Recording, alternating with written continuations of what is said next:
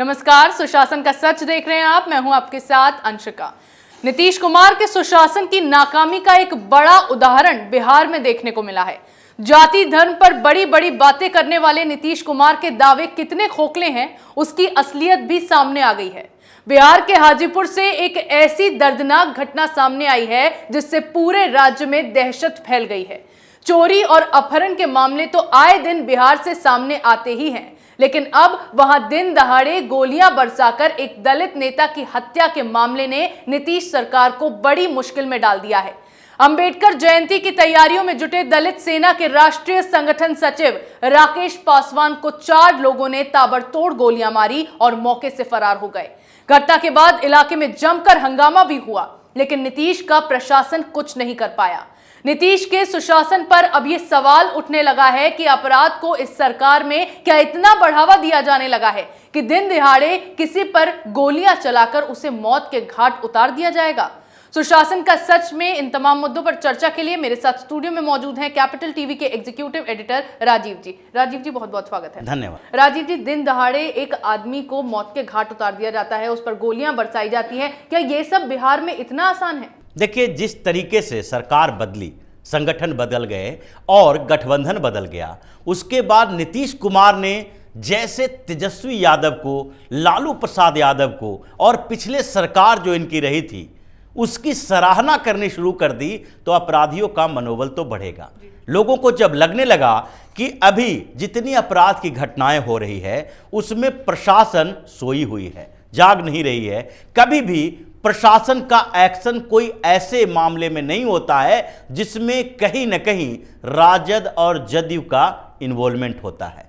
शुरुआत हुई वहीं से, जबकि गठबंधन की सरकार बदली और पटना के शोरूम में डकैती होना शुरू हो गया। 2-3 शोरूम में डकैती हुई, एक बैंक के कर्मचारी से पैसे लूट लिए गए। उसके बाद 2-3 जगहों पर हंगामेदार जो स्थितियां पैदा हुई, उसके बाद मर्डर हुए, गांव के गांव जला दिए जा रहे हैं और अब एक दलित नेता की हत्या की जाती है। यह सारा का सारा मामला आपराधिक प्रवृत्ति के मनोबल को बढ़ने की ओर इशारा कर रहा है कि लोगों को अब यह लगने लगा है कि अगर हम अपराध करते हैं और हमारा कोई भी संबंध जनता दल यूनाइटेड और राजद से है, वहां के नेता हमारे साथ हैं, तो हमारा कुछ नहीं बिगड़ सकता। तो राजीव जी, इस तरह तो अपराधियों को वहां पर उनके हौसले बुलंद हो रहे हैं, क्योंकि अपराध होता है उस पर सरकार कोई एक्शन नहीं लेती है। अभी भी दलित नेता की जो हत्या की गई है उस पर भी सरकार की ओर से कोई खास ना तो बयानबाजी आई है, ना ही कोई खास एक्शन लिया गया है। बस पुलिस प्रशासन वहां लोगों को, जो आरोपी हैं, उनको ढूंढने में लगा हुआ है। देखिए, ये ढूंढने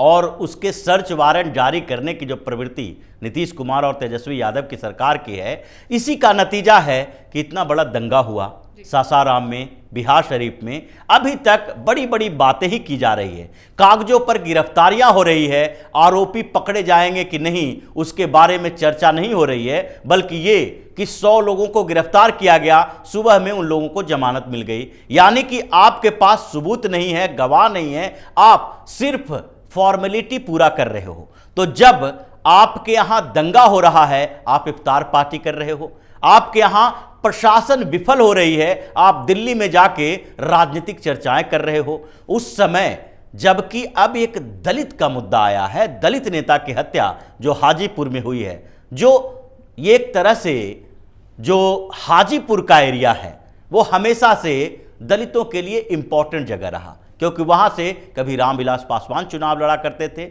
वो सुरक्षित क्षेत्र हुआ करता था और वहां पर जो राजनीतिक वर्चस्व की लड़ाई चल रही है, क्योंकि अभी चिराग पासवान सीधे तौर पर नीतीश कुमार के खिलाफ जा रहे हैं, तेजस्वी यादव के खिलाफ जा रहे हैं, वो महागठबंधन से दूरी बनाए हुए हैं और कुछ समय पहले से जैसे ही नीतीश कुमार ने भारतीय जनता पार्टी के साथ से गठबंधन तोड़ा, उसके बाद से चिराग पासवान ने ऐलान कर दिया कि वो भारतीय जनता पार्टी का सहयोग करेंगे और सहयोग लेंगे भी। अब जबकि रामविलास पासवान की पार्टी अब इन लोगों के खिलाफ है, चिराग पासवान सीधे तौर पर इन लोगों के खिलाफ है, तो वहां पर जहां पर दलित और ओबीसी के बीच थोड़ा भी झगड़ा होगा तो इन लोगों को लगने लगता है कि ये लोग तेजस्वी यादव या नीतीश कुमार के साथ नहीं हैं, इनके खिलाफ अगर कुछ किया जाएगा तो भी नीतीश कुमार की सरकार हमारी सुरक्षा करेगी। तो ये जो प्रवृत्ति बढ़ रही है उसी का परिणाम है कि राकेश पासवान की हत्या सरेआम कर दी जाती है और पुलिस ये इंतजार में है कि कब नीतीश कुमार बोलें, तेजस्वी यादव बोलें कि उन लोगों को गिरफ्तार करो, तब कार्रवाई होगी। जी राजीव जी, बिहार के हालात हमारे सामने हैं। हाल में दिल्ली दौरे पर नीतीश कुमार गए थे, अब लौट चुके हैं, तो वहां उन्होंने कई बड़े नेताओं से मुलाकात की। क्या कुछ वहां से लेकर आए वो? नीतीश कुमार वहां से खाली हाथ लौट आए।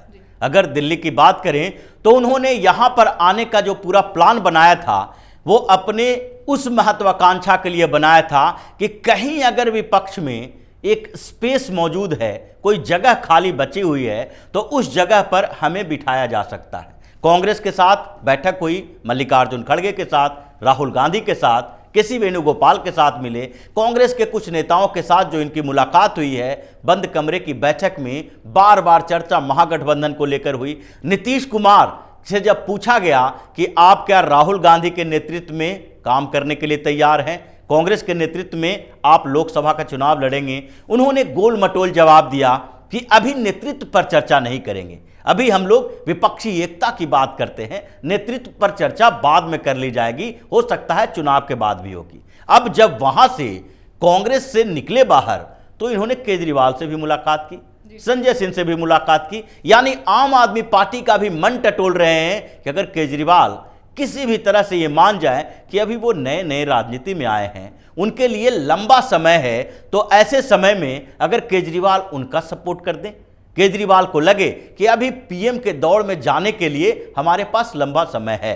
क्योंकि उनका राजनीतिक कैरियर बहुत लंबा नहीं है, अभी 8-10 साल का राजनीतिक कैरियर है, इस समय वो नीतीश कुमार जैसे लोगों से कंपीट नहीं कर सकते, तो वहां पर वो अपने लिए बैटिंग करने के लिए गए, कांग्रेस के लिए नहीं गए। तो जितने नेताओं के साथ ये मुलाकात कर रहे हैं वो सारे के सारे नेता नीतीश कुमार से ज्यादा माहिर होते जा रहे हैं। जी राजीव जी, नीतीश कुमार का जो बिहार में अपराध के खिलाफ ढीला रवैया है, आम आदमी पार्टी जो है उस पर भ्रष्टाचार के आरोप लगे हुए हैं, कांग्रेस पर भी भ्रष्टाचार के आरोप लगे हैं, साथ ही अभी हाल में राहुल गांधी पर जो गाज गिरी है, क्या इन सब मुद्दों का असर जो 24 के लिए विपक्ष अपना एजेंडा तैयार कर रहा है उस एजेंडे पर नहीं पड़ेगा? देखिए 24 में तो अब लगभग क्लियर हो चुका है कि विपक्षी पार्टियों की एकता भी होती है। जितने जो क्षेत्रीय छत्रप हैं, सुरमा हैं, ये सारे मिल भी जाते हैं तो मोदी को हरा नहीं पाएंगे, क्योंकि अपने अपने स्टेट के अलावा इन लोगों को दूसरे स्टेट में कोई जानता पहचानता तक नहीं है,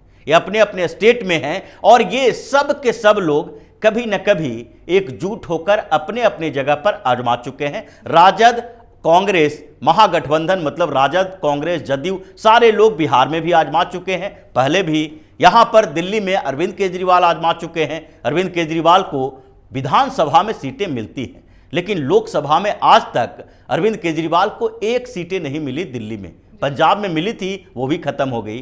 तो जितनी भी पार्टियों के नेता हैं, चाहे महाराष्ट्र हो, तेलंगाना हो, आंध्र प्रदेश हो, दक्षिण भारत से लेकर उत्तर भारत तक, हर जगह जितने भी क्षेत्रीय नेता हैं वो पूरे के पूरे कोशिश कर चुके हैं इससे पहले कि कैसे पीएम मोदी को हराया जाए। और 2024 में तो और इसकी स्थिति हो गई है कि अभी ईडी और सीबीआई ने जो कहर बरपा रखा है और जो इनके भ्रष्टाचार के सबूत लोगों को सामने पेश कर रहे हैं, उससे तो अब ये लोग सिर्फ अपराध नहीं भ्रष्टाचार में भी बेनकाब हो रहे हैं। तो ऐसे में कैसे संभव है कि विपक्षी एकता हो, नीतीश कुमार आगे बढ़ें या कोई भी जो क्षेत्रीय पार्टियां हैं एकजुट होकर कांग्रेस को समर्थन दे दे, फिर भी 2024 का नतीजा वो बदल सकते हैं। जी बिल्कुल, नीतीश कुमार दिल्ली का दौरा कर विपक्ष को एकजुट करने में लगे हुए हैं। इस मुहिम के जरिए वो देश पर राज करने के सपने देख रहे हैं, लेकिन उनके खुद के राज्य का क्या हाल है उसकी उन्हें कोई सूद नहीं है।